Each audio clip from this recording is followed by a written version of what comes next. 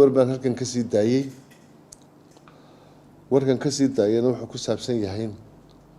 labada xusbi macaarad arinta mudaharaadka ay doonayaan inay qabsadaan marka ugu horeysa warqadda mudaharaadka xilliyo kowdii ku dhow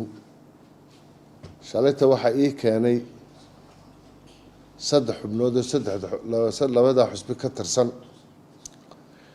warqadda markii aan arkay waxa aan ku yiri warqadan iyo nuxurka ay xambaarsan tahay waxaan u baahanahay inaan ka wada hadalno madaxdii labada xusbi ee qoraalkan soo qoray intaasad wargeliyadaasad iga geynaysaan wargeliyada sida ay u geeyeen kama warhayaan laakiin waxa aan ka warhayaa in markay halkan ka tageen in gidaarka naga sii jeeday iyagu ay warka qabanayeen saxaafadda ay kaga qabteen marlabaadka warqadda ay soo qoreen waxa ay ku soo qoreen oo ujeedadoodu tahay wargelin hadda ay soo direen waa taas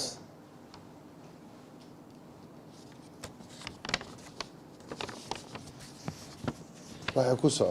socota wasiirka arrimaha gudaha jamhuuriyadda Somaliland ujeedda wargelin banaanbaxyada nabadgeliyo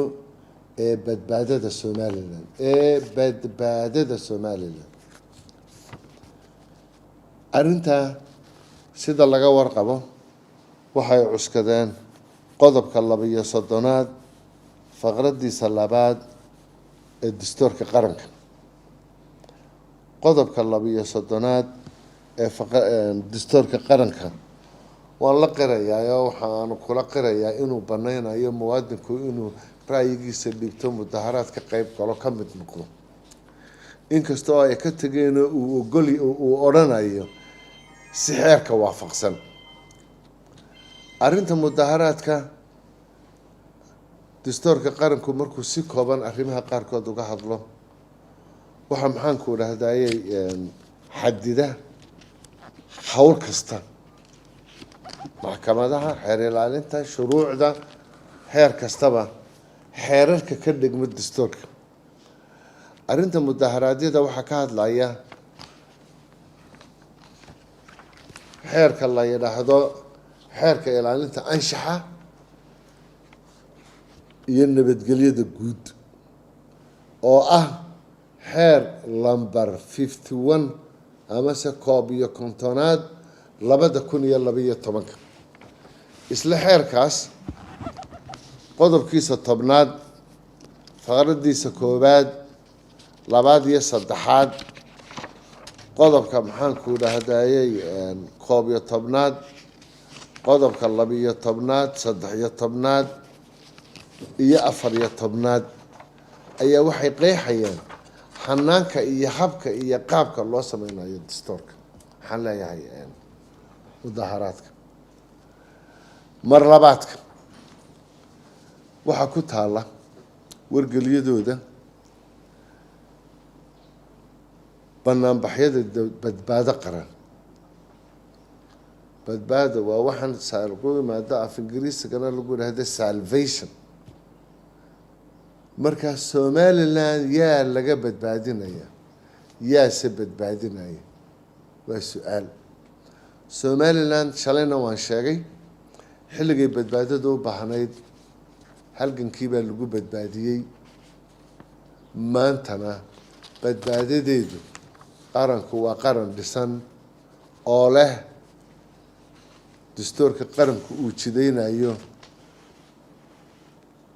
waxa uu jideynaya dastuurka qaranku qarankan waxa hogaaminaya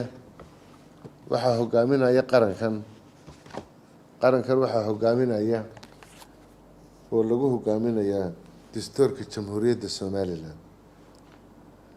dastuurka Somaliland wuxuu cadeynayaa sifaha